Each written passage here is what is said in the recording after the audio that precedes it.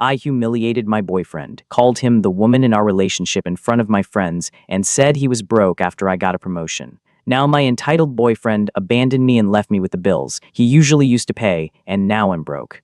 I'm 26, recently single, and waking up to screenshots people keep sending me of things he's saying, or not saying, about why he left. And I guess I need to explain something because the story going around right now is that I'm this awful person who drove him away and then acted shocked when he left. But what actually happened is that my boyfriend of 2 years just disappeared from our relationship like someone unplugging a lamp. And now everyone keeps using the word blindsided like it's dramatic or something.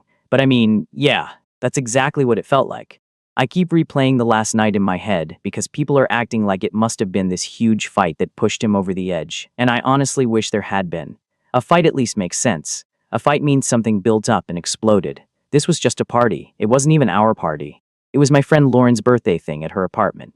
Half the people there were coworkers from my office, and a few people from my college friend group who all sort of merged together over the past year. And before anyone decides what kind of person I am, you need to understand the vibe of my friend group. We tease each other, constantly. Like if you sit quietly in a room with us, you're going to think we hate each other, but that's just how we talk. Lauren calls me corporate witch because I work in marketing and apparently I sell lies for money. Tyler gets called Landlord Jr. because his parents bought him his condo. Everyone has something. It's not mean, it's just normal. So yeah, I joke about my boyfriend sometimes. I don't even say his name when I tell these stories anymore because it feels weird now, but he's an engineer and he's very calm, quiet. He thinks before he talks, which is honestly a good trait in a partner if you ask me. I'm the opposite. My brain runs fast and my mouth usually runs slightly faster, which he always knew. When we started dating, he actually said that was one of the things he liked about me, that I fill the room. That's how he phrased it. Like I'm this big personality that brings energy places. So the idea that suddenly my personality is the problem feels a little revisionist to me. Anyway, at Lauren's party, people were talking about rent and how expensive everything is getting in the city right now. Someone mentioned moving in with roommates again even though we're all pushing 30 soon. And Lauren looked at me and said something like, "You're fine though, you've got your engineer boyfriend paying the bills." And I laughed because that's obviously not how it works. Yes, he covered more rent sometimes because his salary was higher and he insisted on splitting things proportionally. He actually explained the math to me once with a spreadsheet. That's the kind of person he is. I teased him about it constantly because it was kind of adorable. Like I'd say things such as, if civilization collapses, I'm keeping him around to calculate the food rations. He would smile that small smile he does and shake his head. That's the dynamic we had. Or, I thought we did. So at the party when someone joked about money, I rolled my eyes and said something like, "Please, he's the broke one compared to me now." Which, for context, is technically true at the moment. My company had just promoted me 2 months earlier, and my salary jumped a lot. I was proud of that. I worked my arse off for it. But the way people are repeating the story now makes it sound like I stood on a table and announced he was poor or something. It was literally one sentence. Everyone laughed. The way people laugh when someone says something mildly spicy but obviously playful. I looked over at him after, and he had that same little half smile he always gets when my friends start joking around. So if anyone wants to explain how I was supposed to know that sentence would apparently end our entire relationship, I'm all ears. Because from where I was standing, it looked exactly like every other night we'd spent with my friends, which is apparently the bigger issue people keep bringing up. They laughed at him. They made him the joke. That's the narrative I'm hearing now. But here's the part nobody seems interested in acknowledging. He was the one who insisted on coming to these things. If I went out with coworkers and he stayed home cooking or gaming or whatever, he'd text asking when I'd be back and whether he should come meet us. He liked being included. He told me that. So when people act like I dragged him into hostile environments, it honestly feels a little unfair. And yes, sometimes I call them soft. That word keeps coming up like it's some kind of slur. But the context matters. He is soft, he's gentle, patient, conflict avoidant. If someone cuts him off in traffic, he doesn't honk. He apologizes under his breath like maybe he did something wrong. My friends are loud, argumentative people. They debate everything from politics to which fast food place has the best fries. So yeah, sometimes I'd say something like, "Don't worry, he's too soft to fight you." It wasn't an insult, it was practically a compliment. In my mind, softness meant he was stable, reliable, not one of those guys who punches walls when they're mad. Which, considering some of the relationships my friends have been in, should count for something. The woman in the relationship joke is another thing people are suddenly acting horrified about. And I'm sorry, but that one especially feels blown out of proportion. Because, yes, he cooks more than I do. He likes cooking, like genuinely enjoys it. Watches recipe videos while eating dinner he just made. I work long hours and sometimes get home mentally fried, so he'd already have something going on the stove. I used to tell people I hit the jackpot. A man who cooks and cleans remembers to buy toilet paper before it runs out. If I jokingly called him the wife, it was basically me bragging. That's how it felt to me. What people don't seem to mention when they retell these moments is that he rarely argued back. And I don't mean that sarcastically, I mean literally. If I said something teasing, he'd just shrug or smile or change the subject. And when someone doesn't push back, you assume they're fine. Right, like if someone tells you, hey, that actually bothers me, you stop. But silence reads as consent. At least that's how I understood it. He did say something once, though. I should probably admit that. It was early in the relationship, maybe 6 months in. We had just gotten home from drinks with my friends, and he asked if I could maybe not make certain jokes about him in front of people. He said he knew they were meant to be funny, but they made him feel small. That was the word he used, and I remember being surprised because to me the joke had been extremely mild. I think I told him he was being sensitive, not aggressively, just casually. Like, babe, they know I'm kidding. He dropped it pretty quickly after that, which, again, read to me as the issue being resolved. Because in relationships, sometimes people bring up something minor, you talk about it, and then you move on. I didn't keep a running list of jokes to avoid after that. Maybe I should have. I don't know. But at the time, it didn't feel like some deep wound he was carrying around. If anything, the thing he seemed proudest of was how calm he was compared to my chaos. He used to say I'd come home from work ranting about clients and coworkers, and he'd just sit there listening while chopping vegetables. I joked once that he was my unpaid therapist. He said he didn't mind. Those are the parts I keep thinking about now.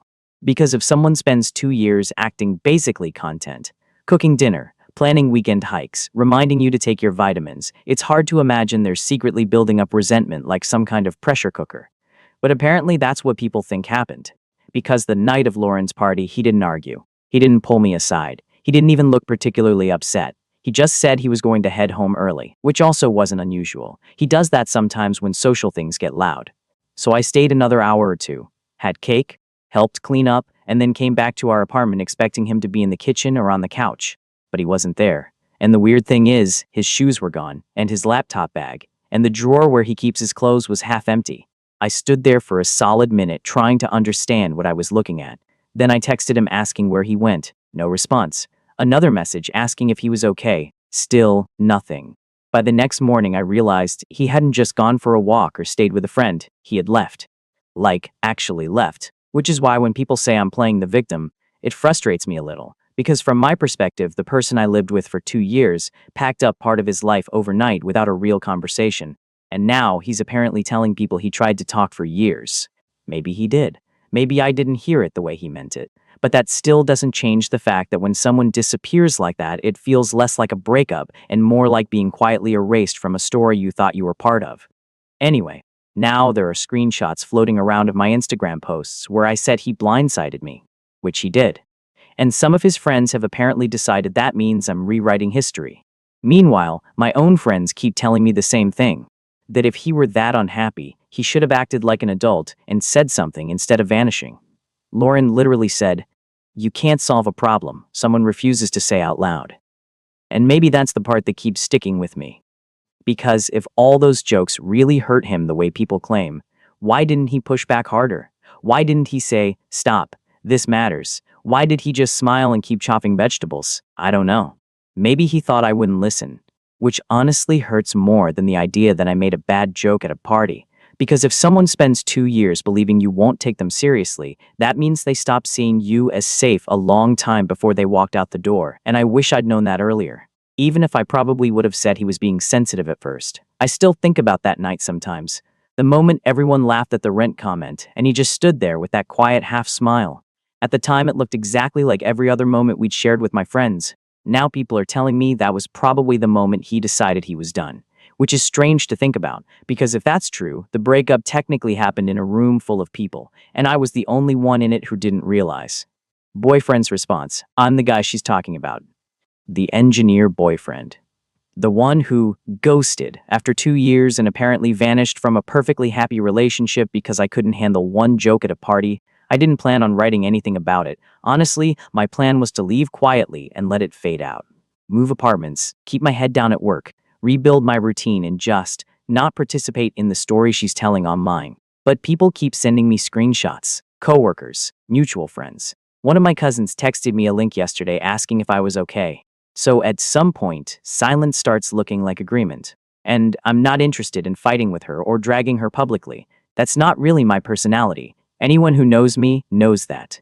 But there are a few things missing from her version that make it sound like I woke up one day, packed a bag, and ran away from a harmless sense of humor. That's not what happened. And I think the easiest way to explain it is to start with something she said in her post. She said I'm soft. She's said that a lot over the past couple years, actually. Sometimes as a joke, sometimes not really. The thing is, she's not wrong in the way she means it. I'm not a loud person. I don't compete for attention in a room. I don't like confrontation, and I don't enjoy arguing for the sake of it. My job is engineering. I spend most of my day solving problems that respond better to patience than noise.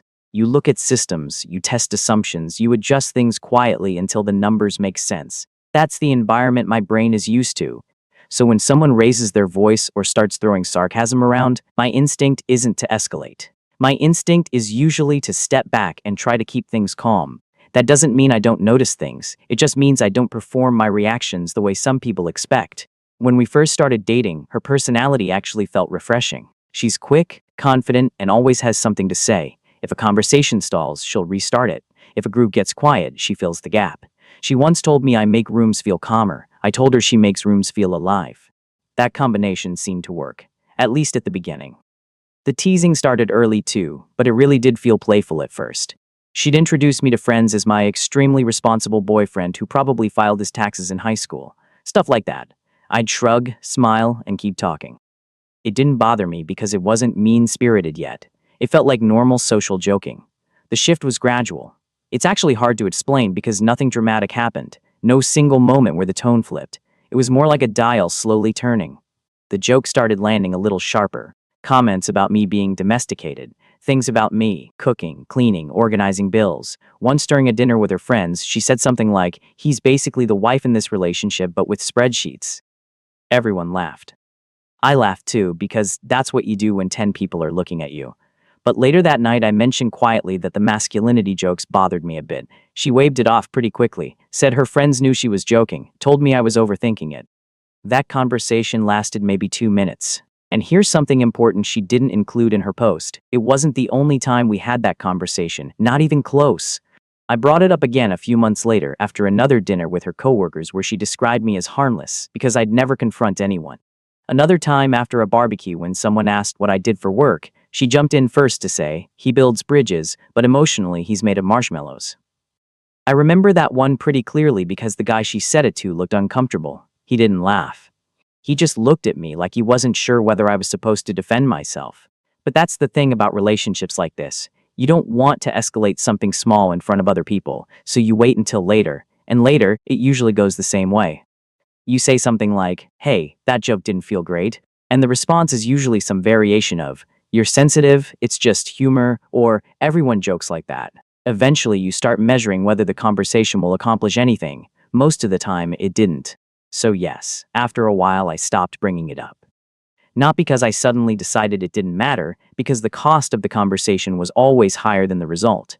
It would turn into a debate about whether my feelings were logical instead of a discussion about whether the behavior could change. And that's exhausting, especially when the pattern repeats. I think what she genuinely doesn't understand is that silence isn't the same thing as approval. Sometimes silence is just fatigue. Another piece missing from her version is how much of our daily life was structured around my stability. I don't say that resentfully. It was a choice I made. But the financial situation she joked about at the party deserves a little more context. When we moved in together, my income was higher. That's true. She was earlier in her career, so we agreed to split rent proportionally. What that meant in practice was, I paid the majority of rent, utilities, groceries, and a lot of the incidental stuff that pops up during the month. I didn't mind that. I actually suggested it. What bothered me was when that arrangement became punchlines in front of other people.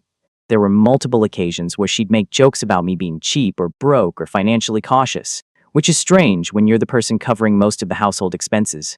I didn't point that out publicly because it would have embarrassed her, but privately, it did bother me. I mentioned it more than once. Again, not aggressively, just matter of fact. And again, the response was usually that I needed thicker skin.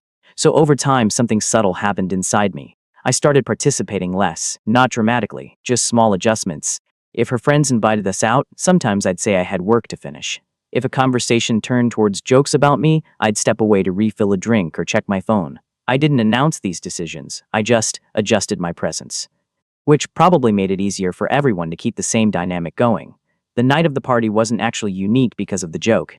It was unique because I finally realized something while everyone was laughing. The rent comment itself wasn't even the worst one she'd made, but something about hearing it. After I'd paid that month's rent, after I'd spent the afternoon fixing the sink in Lauren's apartment because she asked me to, made a very simple thought land clearly in my head. If I stay here another year, nothing about this dynamic is going to change. Not because she's evil or malicious, because she genuinely believes this is normal. And I had to ask myself a question I should have asked earlier. Do I want to spend the rest of my life explaining why respect matters in small moments? Or do I want to build a life with someone who already understands that? That realization didn't make me angry, it actually made me very calm, which is probably why she didn't notice anything different that night. I went home early because I wanted to think without noise around me.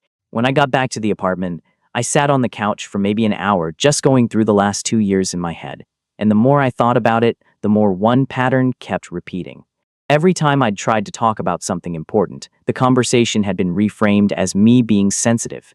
Every time a boundary was tested, the burden was on me to prove it was serious enough to matter. After a while, you stop trying to prove things. You start asking whether the environment itself is right for you.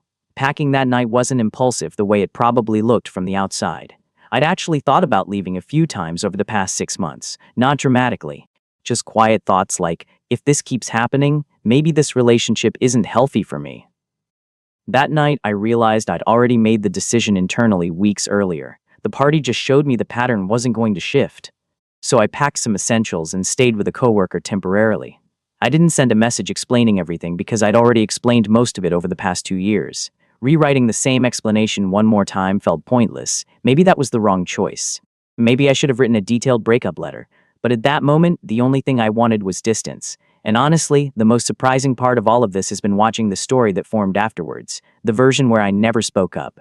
The version where I silently endured everything and then disappeared over one harmless joke. That version is tidy. Reality was messier. I spoke up multiple times. I tried to keep things calm and constructive. Eventually, I just ran out of energy to keep negotiating the same basic respect.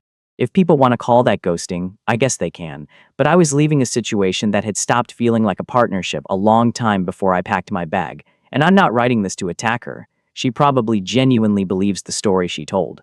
But relationships are complicated systems. Update from girlfriend. I read his post. Obviously, I read it.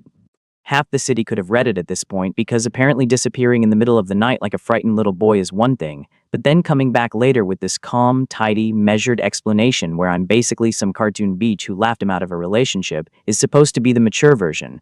No, absolutely not. If he had even a fraction of the backbone he keeps implying I punished out of him, he could have said any of that to my face. Literally, any of it. Not in some little public statement where he gets to sound wounded and thoughtful, and above it all, I lived with him. I shared a home with him. If he wanted to break up, then break up. Use your actual mouth. Stand in front of me and say it. Don't pack a bag, sneak out, ignore me, and then later act like you conducted some noble withdrawal because the emotional climate was too hostile for your extremely delicate nervous system. And let me say this clearly because people keep acting like his version is automatically true just because he writes like someone filing a complaint with HR. I do not agree with his story. Not the tone of it, not the sequence, not the whole, I was trying so hard for years and she just kept dismissing me. Martyr thing. I don't agree with the implication that I was out here slowly emotionally battering a saintly man who only wanted respect and quiet. He is not some tragic domestic figure who got chased out by sarcasm. He ran away. That is what happened. He can dress it up with all the systems fail gradually, engineering language he wants, but that's still what it was. He left like a child, avoiding a hard conversation, no final argument. No actual breakup, no sitting down and saying, this is over, here's why, let's separate things like adults. He vanished out of our apartment over one night and let me find half his stuff gone like I was supposed to piece together the ending from visual clues. That is not maturity. That is not calm. That is cowardice wearing glasses. And since he's so concerned with context now, let's do context. He keeps bringing up money like people are crazy for noticing it, as if I invented a financial lie for sport. What he carefully leaves out is that yes, he covered more at certain points, and then my income changed. I got promoted. I worked for that. I earned that. And after I started making more, the energy changed in this relationship whether he admits it or not. He says my comment at that party was about humiliating him while he paid rent. First of all, I was not standing there reading off a monthly expense spreadsheet to a room of people. It was one line, one joke. And second, by the time I made more money, I was also paying for plenty that he is now acting like floated in from the sky with no human hand involved. I covered dinners, drinks, gifts, random group expenses, birthday bookings, rides, and weekends away. The social part of our life he absolutely benefited from while pretending now that he was some put-upon provider chained to a woman with expensive tastes. And since everyone suddenly cares about what bills exist after a breakup, let me tell you what's actually happening while he's writing little moral essays. There are building bills, there are lease issues, there are utility transfers. There is furniture we bought together, subscriptions attached to cards, grocery costs, deposit questions, and 1,000 unglamorous little things that do not disappear because one person decides he's had enough of being misunderstood and wants to go perform suffering online. I've had to deal with all of that while also getting texts from people asking me if I feel bad now after reading his side. Feel bad about what exactly? Being left holding the practical mess while he gets to be emotionally elegant from somewhere else. I need money right now, actually. Not in some dramatic, helpless way. In a real adult way. Rent does not care whose post sounded more sincere. The building still wants what it wants. The bills still show up. Things still have to be paid while he's off reclaiming his peace and letting me look insane for wanting answers. So yes, I have talked about the financial side because it is real. It is not me trying to squeeze him or manipulate sympathy. It's called living in the real world after somebody abruptly bails. And I'm already hearing the wild accusations because once people decide you're that girlfriend, everything gets exaggerated into abuse with a ring light on it. Suddenly, I used him, I emasculated him, I bullied him in public for years. I took his money and mocked him. People are getting very creative now that they've got his sad little narrative to work with. It would almost be impressive if it wasn't my actual life being turned into this crowd project where everyone gets to diagnose me from 6 party anecdotes and an engineer's breakup memo. Did I joke too much sometimes? Maybe. Fine.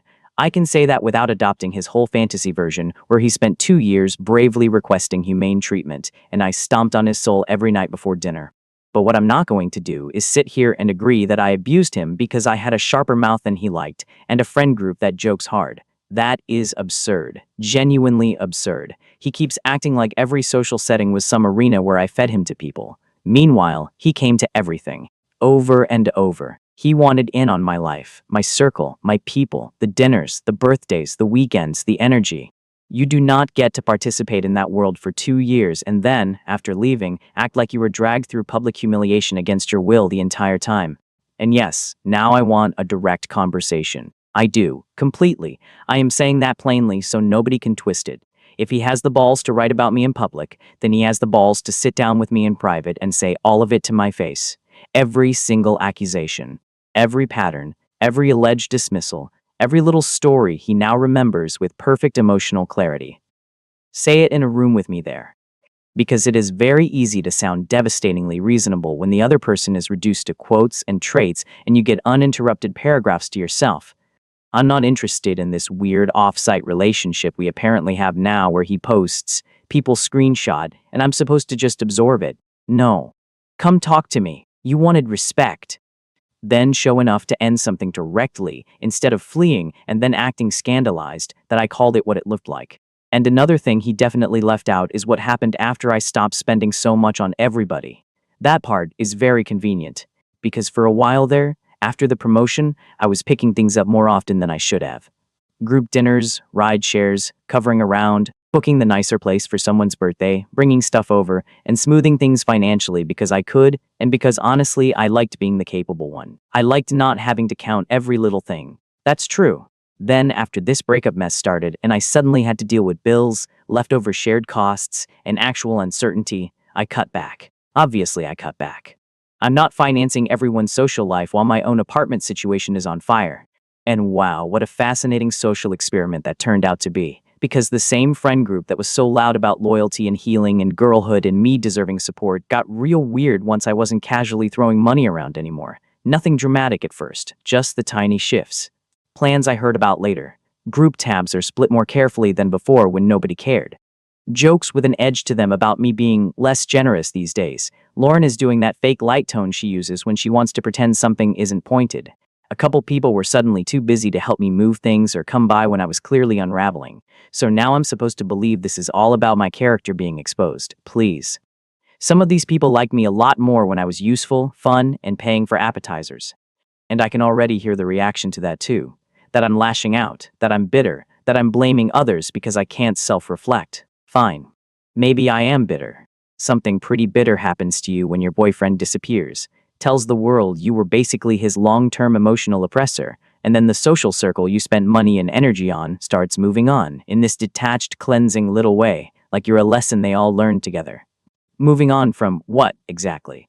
From me not subsidizing your nights out anymore. From me being the easiest villain in the room because the quiet man finally wrote a statement. From the discomfort of admitting maybe all of you laughed because it was funny then, and now suddenly it's abuse because he gave it cleaner language. That's what's making me insane, honestly, the retroactive morality. At the time, everybody laughed. At the time, everybody understood the dynamic. At the time, nobody pulled me aside and said, "Hey, I actually think you're crossing a line." Not really, not in any meaningful way. But now that he has rebranded himself as the wounded adult in the room, everyone gets to pretend they were privately concerned all along. Sure, convenient, very noble, incredible timing. And yes, I did go on dates, since apparently that's another thing floating around now too. Not because I was healed, not because I was gleefully moving on, because I was furious and embarrassed and lonely and trying not to sit in my apartment staring at the half-empty spaces where his things used to be. I told people what happened the way I experienced it. That he couldn't handle me, that he shut down, that he left instead of dealing with conflict. And I still think that's true. If those stories got back to him or his orbit, good. Maybe he should hear how it looks from this side instead of acting like only his interpretation counts as fact. As for the apology thing, that's another joke. People keep saying I should have apologized more sincerely, more cleanly, more humbly, like we're in some relationship court and I missed the exact wording required for mercy. I did reach out, I did. Maybe it wasn't the kind of apology his new fan club wanted framed and mounted, but I reached out. And yes, part of that message was me still defending myself because I am not going to confess to being a monster just to make him feel morally complete about leaving me. That seems to be what a lot of people want, actually. They want me broken down and enlightened. They want me saying, "Wow, I see it all now. I was cruel, he was right. Thank you for exposing my flaws in long-form public prose." Sorry, no, that isn't happening. Because the more this unfolds, the less sorry I feel and the angrier I get. Not because I think I am perfect, I wasn't. I know I can be sharp. I know I push. I know I talk too fast when I'm defensive, and I can make a joke one beat too far. Fine, real flaws. Human flaws. But this version of me he's built, where I'm basically the reason he had to sneak out like a domestic refugee from sarcasm, is insulting. It is insulting to me, and honestly, it is insulting to actual bad relationships. He wants credit for all the times he tried. I want him to answer for the fact that at the end of the day, when it counted, he ran. He left me with the bills, the lease, the questions, the social fallout, and the practical cleanup, and then acted shocked that I called it abandonment because apparently the accepted terminology is quiet boundary enforcement now. No. He ran because it was easier than staying and having one ugly, honest adult conversation. He ran because disappearing let him keep clean hands. He ran because if he had to look me in the eye and say, "I'm leaving," then he'd also have to hear me answer back, and maybe he didn't want that. Maybe he didn't want the mess. Maybe he wanted a version where he gets to be the calm one and I get to be the cautionary tale. So here it is from me, since everybody wants clarity. I do not regret defending myself. I do not regret saying he acted like a baby because that is exactly what sneaking out was. I do not regret telling people he could not handle me because clearly he couldn't. And I sure as hell do not regret refusing to kneel down in public and validate every accusation people have decided fits neatly onto my face. What I regret is wasting 2 years on a man who needed witnesses to say things he never had the courage to finish in my kitchen. What I regret is confusing passivity for decency. What I regret is thinking quiet meant depth, thinking restraint meant strength, thinking all that calm meant there was an actual adult man underneath it who would stay in the room when something got hard. There wasn't. There was just someone waiting to leave and make me carry the ugliness for both of us. And I hope he enjoys the version of himself he built out of my rage, because that is the only useful thing he has managed to make from this relationship in a very long time. Analysis. One of the more interesting things about this situation isn't the breakup itself. Breakups like this happen constantly. One person leaves quietly after a long buildup of frustration, the other feels blindsided and reacts publicly. What's more revealing is the way both people interpret the same relationship through completely different psychological lenses. The boyfriend's explanation centers around accumulation. In his mind, the relationship ended because of a long series of small events that eventually formed a pattern. None of the individual moments were catastrophic, but together they created a sense that the dynamic wouldn't improve. People who think this way often leave relationships quietly because, by the time they exit, they've already had the internal conversation many times. The girlfriend's perspective works differently. Her version focuses on the absence of a final confrontation. Without that explicit moment, the big argument, the direct ultimatum, the breakup feels irrational to her. From that standpoint, leaving looks like avoidance rather than a decision that developed gradually. This mismatch highlights a common relationship tension. Some people process problems internally until they reach a conclusion, while others expect problems to be resolved through active confrontation. When those styles collide, both sides end up feeling misunderstood. One believes they tried repeatedly and were ignored. The other believes there was never a serious conversation. Another element worth paying attention to is humor. Humor can function as social bonding, but it can also operate as a subtle form of status negotiation within groups. Teasing, especially in friend circles, often walks a fine line between affectionate and diminishing. What matters isn't only the intention of the joke, but also the environment surrounding it. If the same person consistently becomes the punchline, even playful humor can start to feel like a role rather than a moment. However, humor can be difficult to address directly because objecting to a joke often carries social risk. A person who pushes back may be labeled overly sensitive or humorless. As a result, many people simply endure it until the cumulative effect becomes too heavy. That's why seemingly minor jokes can sometimes become symbolic flashpoints later. The role of the friend group is also significant. Friend groups rarely behave like neutral observers during relationship conflicts. Instead, they respond to shifting social dynamics. At first, people may support whoever appears most distressed or vocal. Later, as more information emerges or the emotional intensity fades, the group may quietly adjust its stance. What complicates matters further is that social groups often rely on informal economies of effort, attention, and sometimes money. When someone regularly contributes, organizing gatherings, paying for things, maintaining the group's energy, their role becomes intertwined with the group's functioning.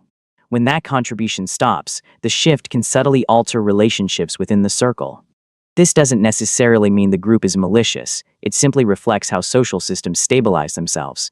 Groups tend to avoid prolonged conflict, so over time they drift towards whatever arrangement feels least disruptive. The financial dimension in the breakup adds another layer. Money in relationships is rarely just about numbers. It carries symbolic meaning related to independence, contribution, and fairness. Even when partners agree on how to divide expenses, perceptions of who is supporting whom can evolve as circumstances change.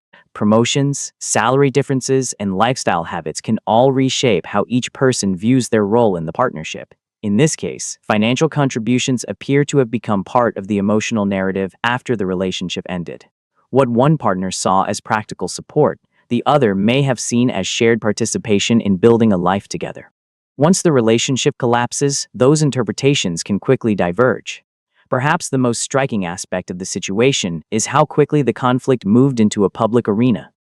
When private disagreements become public discussions, they often transform into simplified versions of themselves. Complex relational dynamics get reduced to recognizable archetypes: the hurt partner, the insensitive partner, the person who stayed too long, and the person who left too abruptly. The problem with those simplified roles is that they rarely capture the full truth of a relationship. Long-term partnerships are usually shaped by many small interactions rather than one defining moment. When the ending finally arrives, it can look sudden from the outside even though it develops slowly beneath the surface. In situations like this, the public conversation often becomes less about the relationship itself and more about how different personalities interpret conflict, communication, and respect. That difference in interpretation may be the most revealing part of the entire story.